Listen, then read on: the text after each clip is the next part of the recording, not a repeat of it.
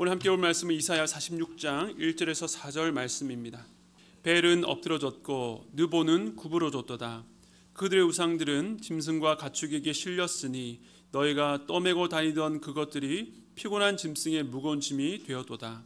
그들은 구부러졌고 그들은 일제히 엎드러졌으므로 그 짐을 구하여 내지 못하고 자기들도 잡혀갔느니라. 야곱의 집이여, 이스라엘 집에 남은 모든 자여, 내게 들을지어다. 배에서 태어남으로부터 내게 안겼고 태에서 남으로부터 내게 업힌 너희여, 너희가 노년에 이르기까지 내가 그리하겠고 백발이르기까지 내가 너희를 품을 것이라. 내가 지었은즉 내가 업을 것이요 내가 품고 구하여 내리라.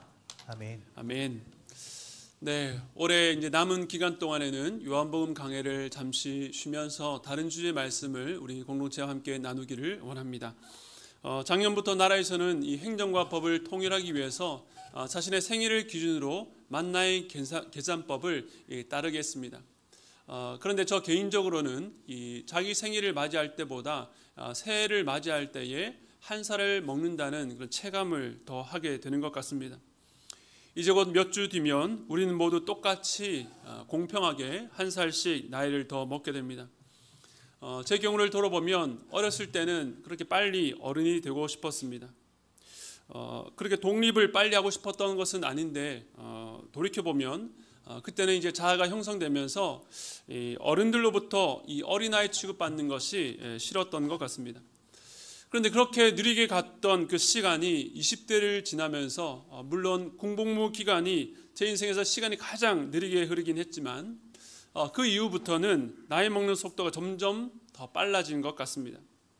마치 미끄럼틀에 올라가기 위해서 계단으로 올라갈 때는 시간이 더디 가지만 일단 미끄럼틀에 몸을 맡기게 되면 쏜살같이 내려오는 것처럼 나이를 먹는 것도 어느 때를 지나고 나니까 내가 언제 이렇게 나이를 먹었나라는 생각이 들 정도입니다.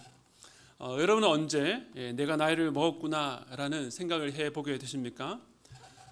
사실 마음은 예전과 전혀 지금이나 그대로인데 아침에 일어나서 거울을 봤을 때에 어제까지 보이지 않았던 주름이 내 얼굴에 보일 때, 또 몸 여기저기가 아프고 전에는 아무런 문제 없이 해냈던 일들도 이제는 버겁다고 느껴질 때에 나이를 이제는 내가 먹었구나라고 생각을 하게 됩니다. 그러면서 앞으로 10년 뒤 또 20년 뒤의 내 모습을 내가 과연 잘 납득하고 받아들일 수 있을까라는 생각도 해보게 됩니다. 여러분 어떠십니까? 우리는 각자 나이에 따라서 또 자기가 처해 있는 여러 가지 상황과 형편에 따라서 또 어떤 분들은 아직 나이는 젊지만 나이의 앞자리 수가 바뀔 때에 그 한 살의 무게는 저마다 다르게 다가올 것입니다. 하지만 대부분은 이 철없이 어리던 시절처럼 나이를 먹는 것이 마냥 어른이 된 듯 뿌듯했던 때를 지나서 이제는 그 앞에서 흔들리기도 하고 또 예민하게 반응하는 때를 지나고 계실 수도 있습니다. 그래서 앞으로 몇 주간 이 나이 듦에 관한 말씀을 함께 나누려고 합니다. 제 목회의 관심 주제 중에 하나이기도 합니다. 누군가가 저에게 목회가 무엇입니까? 라고 묻는다면 저는 이렇게 대답합니다. 목회는 성도들과 함께 나이 들어가는 것입니다. 어느 책에서 본 게 아니라 제 경험상, 목회 경험상에 나온 말입니다. 제 고향과 같은 교회가 두 교회가 있는데요. 첫 번째는 부산에 있는 호산나 교회입니다. 제가 처음 신앙생활했던 곳이고 자라면서 예수님 인격적으로 만나고 나중에 목회자가 되기까지 섬겼던 또 교회 영적 고향과 같은 교회입니다. 그리고 두 번째는 서울에 있는 함께하는 교회입니다. 2011년 8월에 제가 상경해서 2020년 12월 송구영신 예배까지 거의 한 10년간 한 교회를 섬겼습니다. 제가 목회자로 성장할 수 있었던 제 목회의 고향과도 같은 곳입니다. 한 교회에서 10년간 사역하면서 누렸던 은혜가 참 많은데요. 그 중에서도 가장 큰 것은 이 성도 한 분 한 분의 10년을 함께 할 수 있었다는 것입니다. 부임할 때 10대 학생이었던 아이의 20대를 보았고, 또 40대에 만난 집사님이 50대가 되는 것을 보았고, 또 60대 권사님께서 70대가 되는 것을 보았습니다. 그 10년이라는 세월 속에 성도들의 삶 속에서 일어나는 여러 다양한 일들과 또 그 앞에서 고민하고 갈등하며 때로는 방황했던 모습들, 또 기도하고 또 믿음으로 인내하며 견뎌나가는 모습들도 볼 수 있었습니다. 그 시간 동안 곁에서 이야기를 듣고 함께 기도하고 또 말씀으로 권면하고 그 함께 걸어왔던 시간이 제게는 큰 특권이면서 또 목회자의 사명이라는 생각을 갖게 되었습니다. 목회자가 성도들 곁에서 머물 수 있는 것, 때로는 가까이서 말씀으로 위로하고 응원하며 또 격려하고 또 때로는 한 발짝 뒤로 물러서서 침묵 가운데 함께 걸어가는 것이 목회라는 생각이 들었습니다. 목회는 이 단회적인 이벤트가 아니라 삶이라고 하는 긴 시간 동안에 이루어지는 것이기 때문에 이 목회와 나의 삶은 깊이 연결되어 있다라고 생각됩니다. 그리고 저 개인적으로는 몇 해 전 아버지를 떠나보내고 또 어머니께서 쇠약해지는 과정을 곁에서 지켜보면서 이 나의 삶의 의미가 무엇인지를 깊이 생각하게 되었습니다. 자주 못 가지만 부산에 어머니를 뵈러 갈 때마다 어머니의 모습이 제게는 너무나도 낯설고 또 어떤 때는 마치 어머니의 영혼이 소멸되는 과정을 보는 것만 같아서 마음이 무너지고 두려운 마음이 들기도 했습니다. 그런 고민 가운데 성도가 나이를 먹는다는 것은 어떤 의미일까? 그런 성도는 하나님 앞에서 어떤 존재인지를 고민하게 되었습니다. 그래서 2024년 한 해를 마무리하면서 우리 공동체가 하나님의 말씀으로 다 같이 나이 먹을 준비를 하면 좋겠다는 생각이 들어서 이번에 이 나이 듦의 은혜라는 주제로 말씀을 전하려고 합니다. 오늘은 첫 번째로 끝까지 업으신다라는 제목으로 말씀을 나누겠습니다. 오늘 우리가 읽은 본문은 이사야서인데요. 어떤 학자들은 이사야 전체 66장을 한 사람이 쓰지 않고 여러 다른 시기의 선지자들이 각기 나눠서 썼다라고 주장하기도 합니다. 그래서 1장부터 39장까지는 남유다 말기에 활동했던 이사야 선지자가 썼고 40장에서 55장까지는 남유다가 사로잡혀 바벨론 포로로 끌려갔을 때 주신 예언이라고 보고 56장부터 66장까지는 포로에서 귀환한 시기에 주신 예언이라고 봅니다. 이 예언의 내용이 담고 있는 그 역사적 배경이나 또 언어나 문체의 변화 때문에 그렇게 주장하지만 그것은 학계의 주장일 뿐이고 저는 이 한 권을 이사야 선지자를 통해서 주신 하나님의 말씀이라고 믿습니다. 왜냐하면 선지자에게 주신 하나님의 예언은 아직 역사가 이르지 않았지만 장차 일어날 미래를 내다보고 주신 말씀이기 때문입니다. 그렇다면 오늘 읽은 이 46장 말씀은 바벨론 포로 시기를 내다보고 주신 말씀입니다. 우리 1절 말씀 다시 한번 읽겠습니다. 시작. 벨은 엎드러졌고 느보는 구부러졌도다. 그들의 우상들은 짐승과 가축에게 실렸으니 너희가 떠매고 다니던 그것들이 피곤한 짐승의 무거운 짐이 되었도다. 아멘. 벨과 느보는 이 바벨론이 섬기던 신이자 우상이었습니다. 바벨론 사람들은 자기의 이름에 이 우상의 이름, 신들의 이름을 넣었는데요. 다니엘서에 나오는 벨사살 왕의 이름에 이 벨이 들어갑니다. 벨은 바벨론 최고의 신 마르둑을 지칭하는 이름인데 주인이라는 뜻을 갖고 있습니다. 창조와 질서의 신으로 모셨습니다.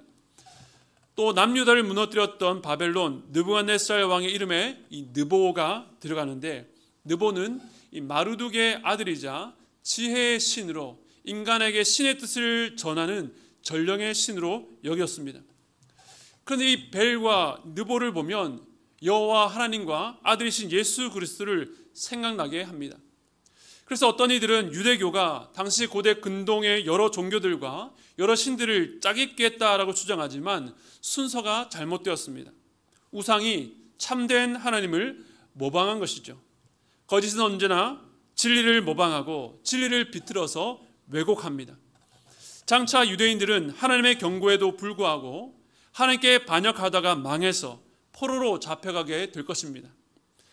포로로 잡혀간 그 땅 바벨론의 벨과 느보를 바라볼 때에 그들은 어떻게 바라보았을까요? 과거에는 나라와 나라 간의 전쟁을 신과 신들의 대결로 보았습니다. 즉 당시 많은 사람들이 벨과 느보의 나라 바벨론이 여호와의 나라 이스라엘을 이겼다라고 조롱했을 것입니다.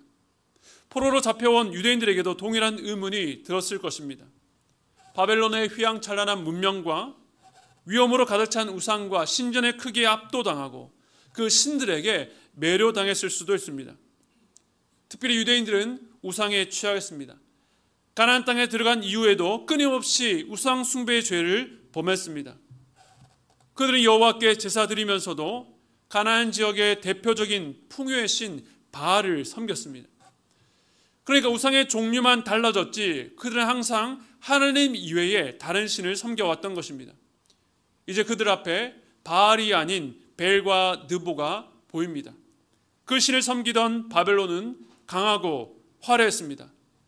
벨과 느보 신상을 보면서 여호와 하나님만이 과연 참된 신인가? 라는 의문을 가지게 되었을 것입니다. 그러나 오늘 이사야를 통해 주시는 하나님의 말씀이 무엇입니까? 우리 1절 말씀 다시 한번 보겠습니다. 벨은 엎드러졌고 느보는 구부러졌도다.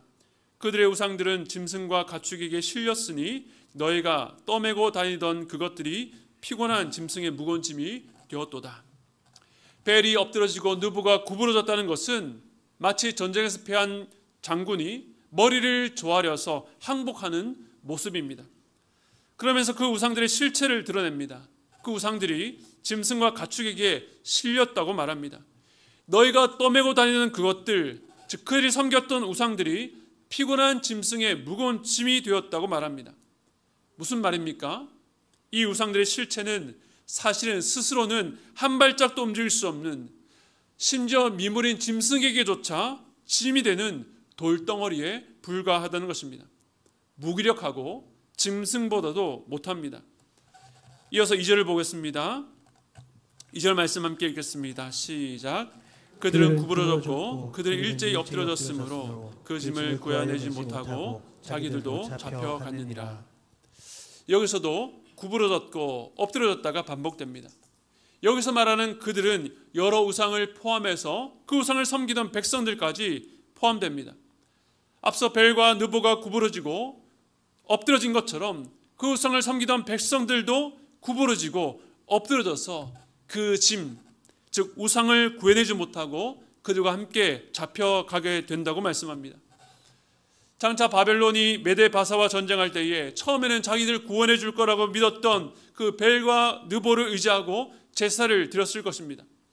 그러다가 이제는 자기들이 이 우상들을 보호할 처지가 되고 급기야 우상과 함께 엎드려져서 포로로 잡혀가게 될 현실을 말씀한 것입니다. 이것이 바로 우상의 허망함입니다.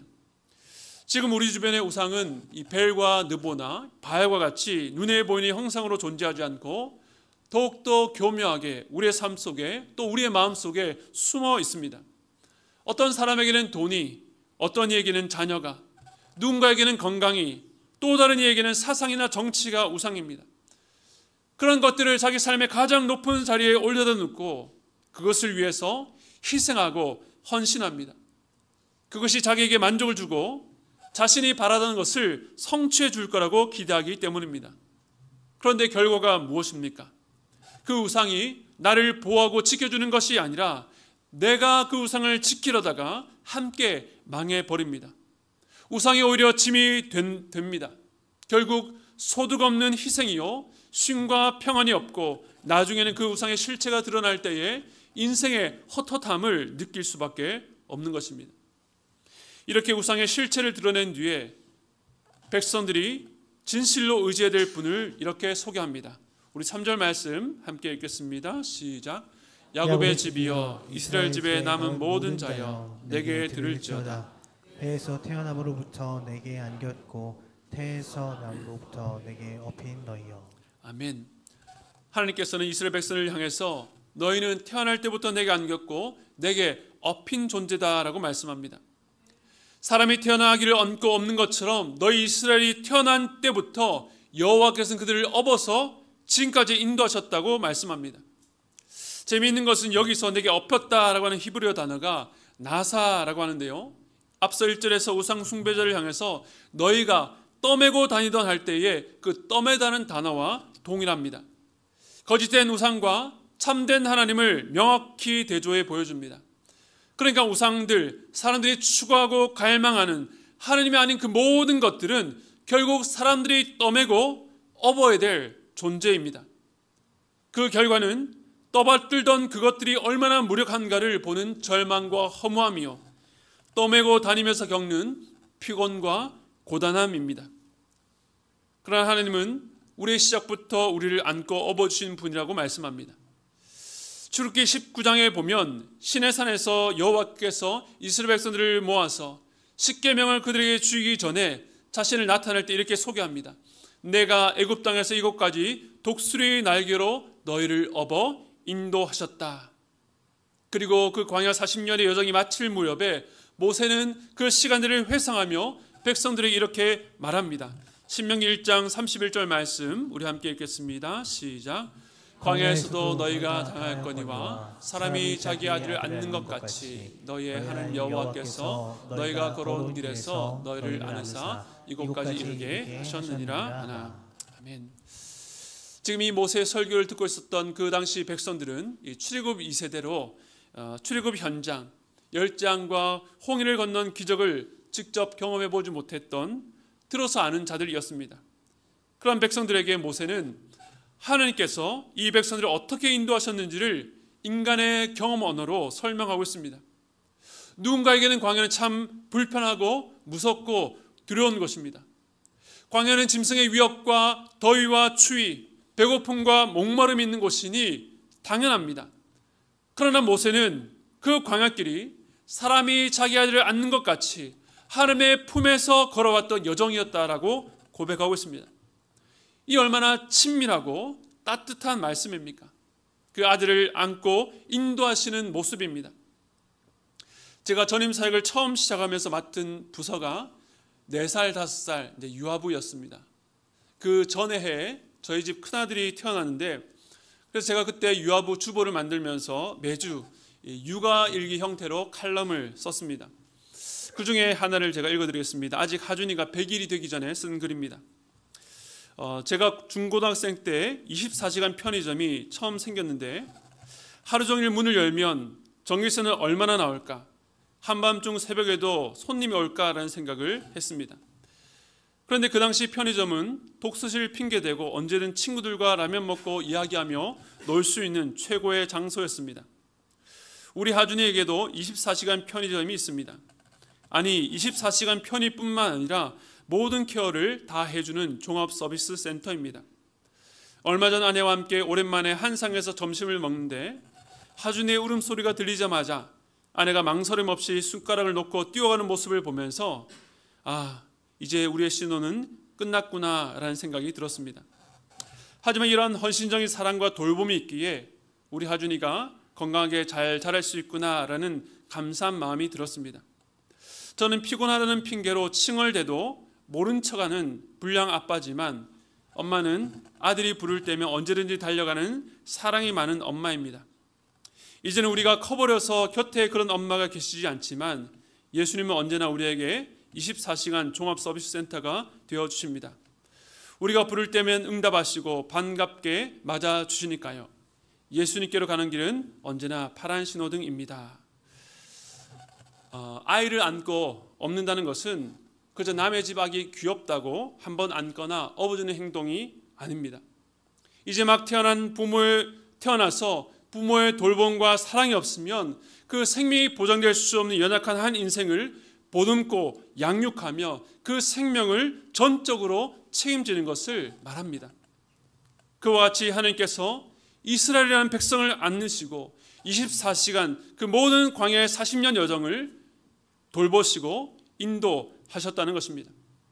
그런 인도하심이 어떤 뜻인지 신명기 1장 33절 이렇게 말합니다. 그는 너희보다 먼저 그 길을 가시며 장막 칠 곳을 찾으시고 밤에는 불로 낮에는 구름으로 너희가 갈 길을 지시하신 자이시니라. 아멘. 광야는 분명 알 수 없는 길이요 어디서 닥칠지 모르는 위협에 항상 긴장이 되는 곳입니다. 그러나 하나님께서는 그 광야 길을 백성들보다 앞서 가셔서 그들이 머물 곳을 찾으시고 밤과 낮으로 그들을 지키시며 어디로 갈지를 지시하셨다라고 말씀합니다. 우리의 인생이 광야 길과 같지 않습니까?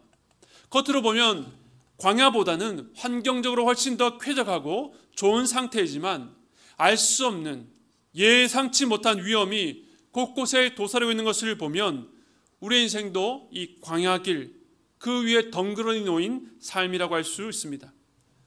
그런데 우리가 두려워하지 말 것은 우리야 하나님께서 이 인생이라는 광야길 가운데 우리를 직접 안으시고 업어서 인도하시기 때문입니다.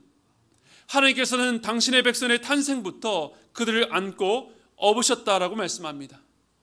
뿐만 아닙니다. 우리 4절 말씀 함께 읽겠습니다. 시작. 너희가 노년에 이르기까지 내가 그리하겠고 백발이 되기까지 내가 너희를 품을 것이라. 내가 지었은즉 내가 업을 것이요 내가 품고 구하여 내리라. 아멘. 태어날 때부터 안고 업으셨던 하나님께서 노년과 백발이 되기까지 품고 업고 구하시겠다 말씀하셨습니다. 하나님의 업으심은 태어날 때부터 백발이 되기까지 변함이 없으십니다. 이 말씀이 이스라엘 역사 속에서 어떻게 실현되었을까요? 아까는 하나님께서 출애굽과 광야길, 그러나 이 백성들의 탄생할 시점에 그들을 안고 업으셨다고 말씀하셨다면 이제 이스라엘 말기, 역사 말기에 하신 말씀을 보겠습니다. 호세아 11장 3절입니다. 함께 읽겠습니다. 시작. 그러나 내가 에브라임에게 걸음을 가르치고 내 발로 안았음에도 내가 그들을 고치는 줄을 그들은 알지 못하였도다. 아멘. 얼마 전 묵상했던 호세아 말씀입니다. 여기서 에브라임이라고 하는 것은 요셉의 아들이자 12지파 중에 하나로 북이스라엘에서 가장 영향이 많았던 지파로 보면 됩니다. 그래서 북이스라엘을 대표한다고 볼 수 있습니다. 하나님께서는 이제 북이스라엘 멸망이 임박한 시점에 호세아를 통해서 말씀하셨습니다. 지금까지 그들이 걸어왔던 길, 그 역사를 보시면서 하나님이 하신 말씀이 내가 에브라임에게 걸음을 가르치고 내 발로 안아왔던 역사라고 말씀합니다. 즉 이스라엘이 남과 북으로 갈라지고 북이스라엘은 끊임없이 하나님께 반역하고 악을 행했지만 하나님은 그들을 가르치고 그들을 안아주셨습니다. 그러나 이 백성들의 반응이 무엇입니까? 이스라엘 백성들은 계속 위험하고 엉뚱한 길을 가려고 해도 하나님 그들의 걸음을 고치시고 바른 길로 이끌기 위해서 가르치고 않으셨지만 그들은 계속 거부했습니다. 만일 그렇다고 한다면 하나님의 반응이 어때야 됩니까? 이제는 포기해도 되지 않겠습니까? 그렇게 했어도 귀하게 여기지도 전혀 고마워하지도 않았다면 내버려 두셔야지요. 그런데 하나님께서 어떻게 하십니까? 호세아 11장 8절입니다. 에브라임이여 내가 어찌 너를 놓겠느냐? 이스라엘이여 내가 어찌 너를 버리겠느냐? 내가 어찌 너를 아드마같이 놓겠느냐? 어찌 너를 스보임같이 두겠느냐? 내 마음이 내 속에서 돌이키어 나의 긍휼이 온전히 불붙듯 하도다. 아멘. 하나님의 안아주심을 거부하는 이스라엘에 대한 하나님의 응답입니다.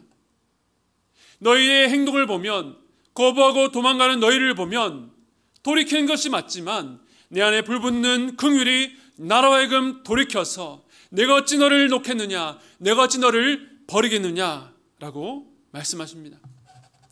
위험한 상황에서 아이를 업었는데 그 아이가 자기를 내려달라고 몸부림친다고 해서 놓는 부모는 없습니다.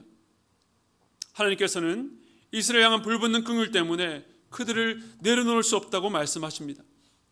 이처럼 이스라엘의 역사는 시작부터 끝까지 하나님께서 그들을 안아 업어주신 역사였습니다. 그리고 하나님께서는 동일한 열심과 사랑, 긍휼로 우리 한 사람 한 사람의 인생을 업어주십니다. 태에서 난 아기부터 노년과 백발이 되어서까지 하나님 우리를 안아 품고 업어주십니다.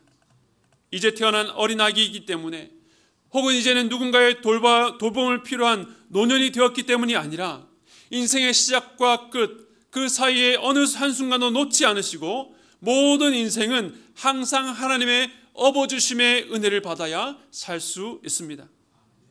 하지만 사람들은 자기에게 힘이 있다고 생각하면 내가 누군가를 업어야지, 자신이 업혀야 되는 존재라는 것을 잊고 삽니다.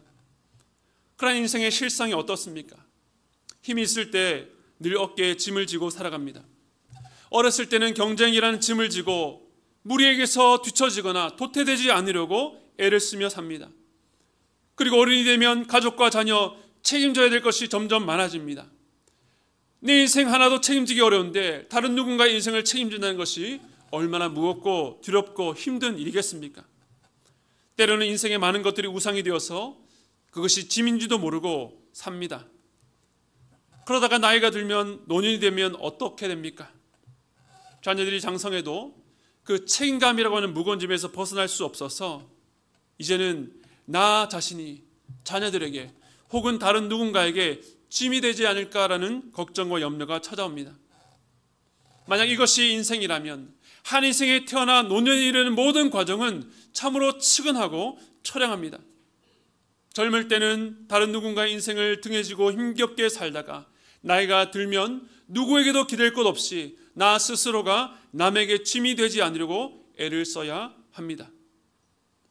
한평생 짐을 지고 살다가 내가 짐이 되는 인생으로 마무리된다면 얼마나 씁쓸하고 서글프겠습니까? 그러나 사실 우리 인생은 그 자체가 짐이라는 것, 즉 내가 어린아이처럼 아무것도 할 수 없거나 노년에 백발이 되어서 어떤 생산성 있는 일을 하지 못하기 때문이 아니라 우리의 존재 자체가 우리로서는 도저히 감당할 수 없는 짐이라는 것을 부인할 수 없습니다. 그것은 우리가 만들어내는 죄의 무게 때문에 그렇습니다. 아니, 우리가 무엇을 만들어내기 이전에 우리의 존재 자체가 죄인이기 때문에 그렇습니다. 아무도 들 수 없고 누구도 맡아줄 사람이 없습니다. 그 더럽고 추악한 것을 누가 짊어지려 하겠습니까? 우리 다시 한 번 더 이사야 46장 4절 말씀 읽겠습니다. 시작. 너희가 노년에 이르기까지 내가 그리하겠고 백발이 되기까지 내가 너희를 품을 것이라. 내가 지었은즉 내가 업을 것이요 내가 품고 구하여 내리라. 아멘. 아까도 우리가 이 말씀 읽었지만 방금 읽은 말씀에 강조한 것은 내가라고 하는 단어입니다. 무려 짧은 구절에 5번 강조하고 있습니다. 하나님께서는 너희를 업을 존재, 너희를 업을 수 있는 존재는 나밖에 없으니 내가 그 일을 직접 하겠다고 말씀하십니다. 하나님께서 이를 어떻게 이루십니까? 이사야 53장 6절에 이렇게 말합니다. 우리는 다 양 같아서 그릇 행하여 각기 제 길로 갔거늘 여호와께서는 우리 모두의 죄악을 그에게 담당시키셨도다. 예수님 오심을 기뻐하고 찬양하는 12월이 왔습니다. 왜 예수님께서 이 땅에 오셨습니까? 여호와께서 우리 모두의 죄악을 그에게 담당시키기 위해서입니다. 예수님은 그러한 아버지의 뜻을 이루기 위해서 자신의 영혼을 버려 범죄자 중에 하나로 헤아림을 받아서 십자가에 죽으셨습니다. 다시 말해 하나님께서 우리를 모태에서 죽을 때까지 업으신다는 것은 죄로 가득한 인생, 아무런 소망이 없고 누구도 눈길 주지 않는 우리의 인생을 결코 외면하거나 내버려두지 않으시고 예수 그리스도의 대속적인 죽음을 통해서 우리를 끝까지 인도하신다는 말씀입니다. 우리의 가장 비참하고 추한 모습까지 주께서 맡아주셨다면 어떤 상황에서도 우리를 내려놓지 않으시고 끝까지 업으신다는 것을 확신할 수 있습니다. 모든 사람들이 외면해도 하나님은 우리를 버리지 않으시니 우리는 어떤 상황 속에서도 안전합니다. 저희 어머니는 현재 요양병원에서 치매를 앓고 계십니다. 그야말로 백발이 되셨습니다. 치매가 참 빠른 시간으로 진행되면서 이제는 정상적인 대화나 연락이 참 어렵습니다. 그러나 한 번씩 가끔 전화 연결이 되었을 때에 전화로 기도해드리면 아멘 아멘 하십니다.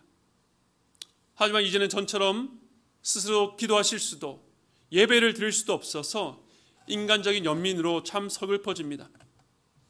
그러나 그런 때에 저는 믿음으로 바라봅니다. 하나님께서는 저희 어머니가 교회에서 늘 기도하며 온 힘을 다해 교회를 섬기셨을 때뿐만 아니라 지금 기도조차 할 수 없는 인생에서 가장 연약한 가운데 계실 때에도 저희 어머니를 귀히 여기시고 사랑하시며 그 영혼을 안아 업고 계십니다. 사랑하는 성도 여러분, 우리는 매년 나이를 먹어갈수록 인생의 한계와 점점 가까워집니다. 그 한계가 우리를 두렵게 하고 서글프게 만들 때에 그 슬픔에 여러분의 마음을 내버려 두지 마시기 바랍니다. 오히려 그 한계는 내 힘으로 살아왔던 우리의 교만을 내려놓고 지금까지도 내 삶을 업어 인도하신 하나님의 품이 얼마나 넓고 안전한지 보여주는 안경입니다. 나이를 들어갈수록 이전에 내가 젊어서 보지 못했던 하나님의 은혜가 더 선명히 보이고 그 주님의 은혜가 아니면 살 수 없다고 고백하는 여러분 되시기를 바랍니다. 그러므로 나이 들면 우리의 힘을 빼고 하나님과의 더 깊은 은혜로 나가는 통로입니다. 오늘날 생산과 소비주의의 시대, 사람을 생산성과 유용성으로 판단하는 이 세상 가운데서도 하나님께서는 우리를 향해서 노년과 백발이 되기까지 너희를 포기하지 않고 끝까지 업으시겠다고 말씀하십니다. 이것보다 더 확실하고 안전한 노후가 어디 있겠습니까? 그러므로 여러분, 하나님 아닌 다른 것에 여러분의 인생을 기대지 마시기 바랍니다. 오늘도 우리의 인생의 여러 짐을 지고 살아가는 성도 여러분, 그 짐을 들고 있는 여러분의 인생을 우리 하나님께서 통째로 업으셨고 끝까지 업어 인도하실 것입니다. 이 말씀을 여러분 마음에 새기고 그 믿음을 점검하시면서 다가올 새해를 담대하게 맞이하는 저와 여러분 되시기를 주님의 이름으로 축복합니다. 우리 시간에 말씀을 기억하시면서 나의 삶, 나의 모든 것 이 찬양으로 주님 앞에 나아가기를 원합니다.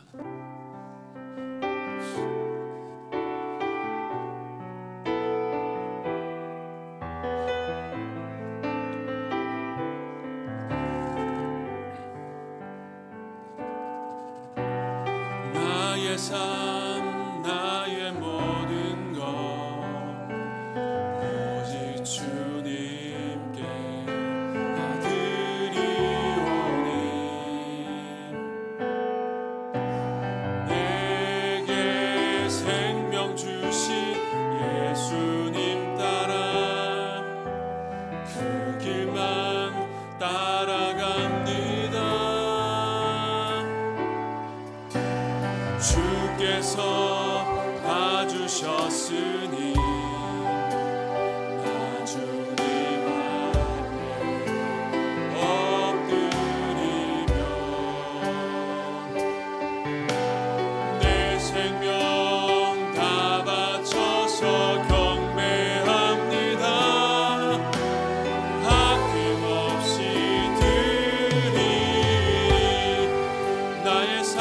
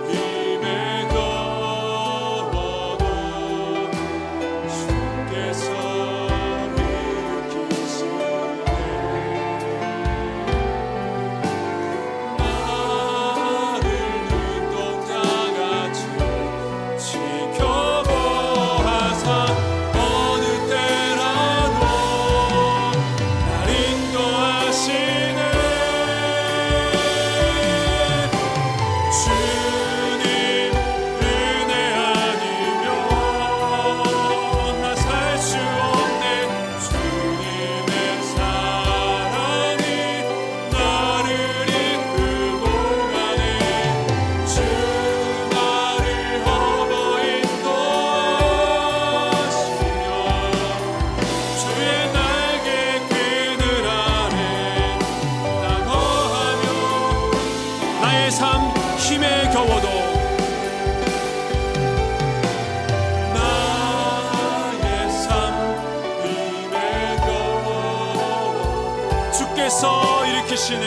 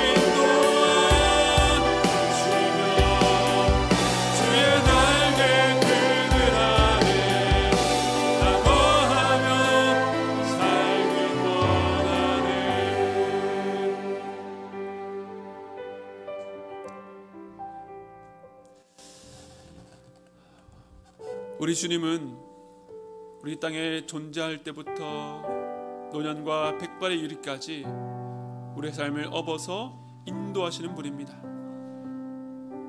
가장 춥고 어려울 그때라도 우리 당신의 품에 안으셔서 우리를 붙드시고 우리를 세워주시는 좋으신 아버지 되십니다.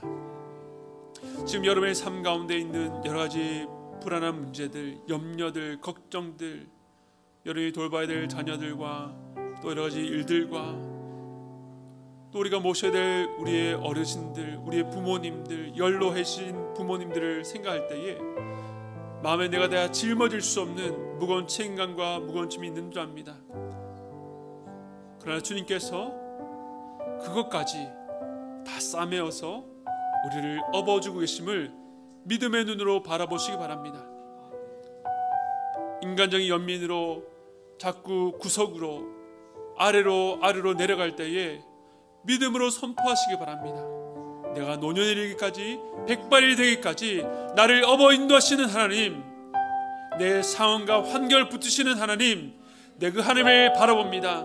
내 육신은 연약해져 가고 내 힘은 쇠하여져 가지만 그렇기 때문에 바로 지금이 주의 은혜가 작동하는 때이며 주의 은혜를 경험할 수 있는 때임을 고백하시면서 내가 이끌어가는 인생이 아니라 주께서 내 삶을 인도하여 주시옵소서, 주가 내 삶을 업어서 이끌어 주시옵소서, 그런 믿음을 고백하는 믿음의 성도의 길을 축복합니다. 우리 시간에 함께 기도하기를 원합니다. 함께 기도하시겠습니다.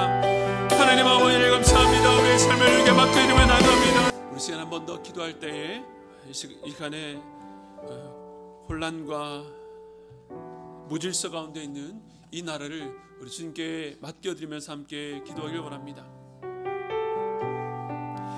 여러분의 기도 제목 리스트에 나를 위한 기도가 어느 위치에 있습니까?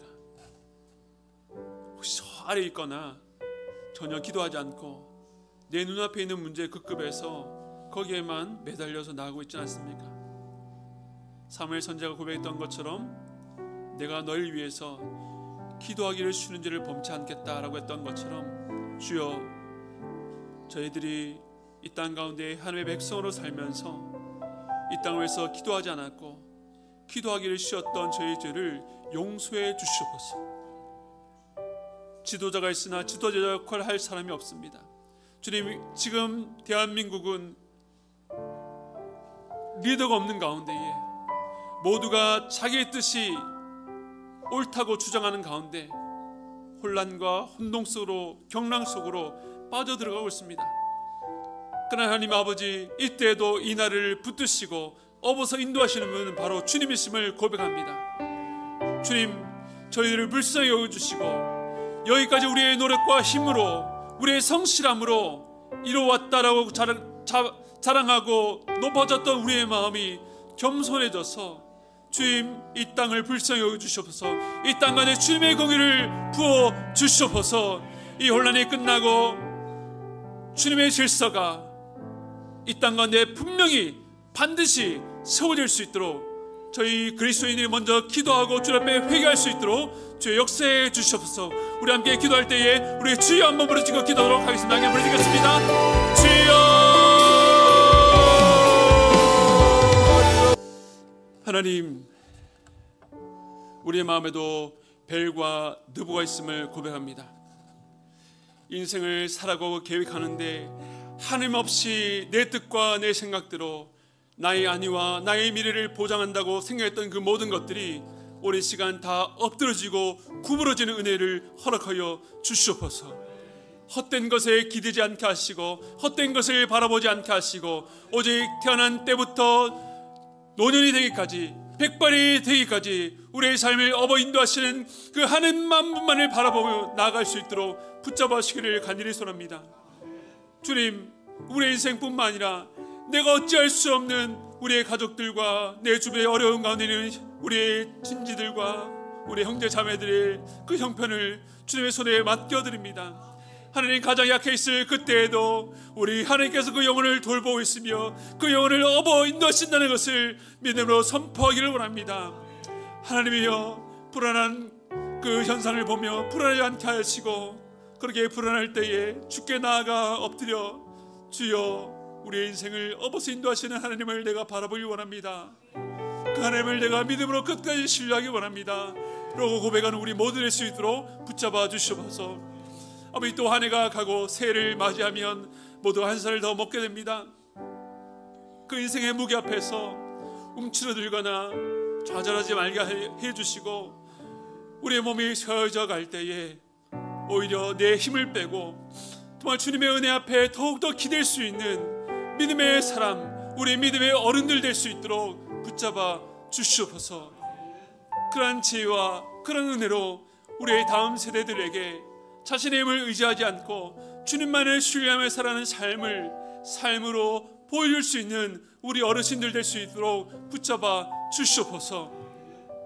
주님, 이 혼란 가운데 나라를 주님의 손에 맡겨드립니다. 하나님, 정치권이 두 갈로로 나뉘어서 서로가 이 땅을 질서 있게 만들 수 있는 방법이라고 주장하고 있습니다. 하나님, 그러나 우리가 지난 몇 년의 시간 동안에 정치가 우리를 구원할 수 없음을 고백합니다.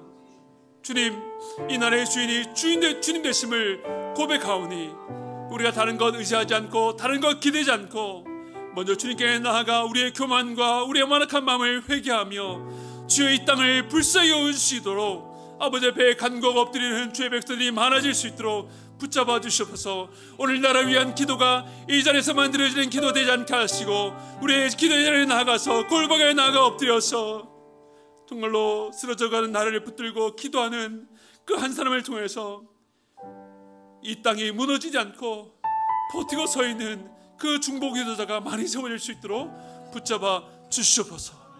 그럴 때에 이 위기를 통해서 이 나라가 다시 한 번 더 새로워지기를 원합니다. 다시 한 번 더 회복의 역사가 나타나기를 원하오니 하나님이여, 우리가 그 일 위해서 이름도 빛도 없이 주 앞에 기도의 자리에 나갈 수 있도록 역사해 주시옵소서. 지금은 우리 주 예수 그리스도의 한량없는 은혜와 하나님 아버지의 무한하신 사랑하심과 성령님의 감동감화 교통하심의 역사가 나이를 먹어갈수록 우리의 몸과 마음은 점점 쇠약해져 가나 그럼에도 불구하고 우리의 삶을 업으시는 하나님을 바라보며 우리 모든 것을 다 맡기며 나아가겠다고 담대하게 고백하는 모든 성도들의 머리 위에와 불안하고 연약하고 혼란 앞에 있는 이 나라 위에 지금부터 영원토록 함께 있기를 축원드리옵나이다.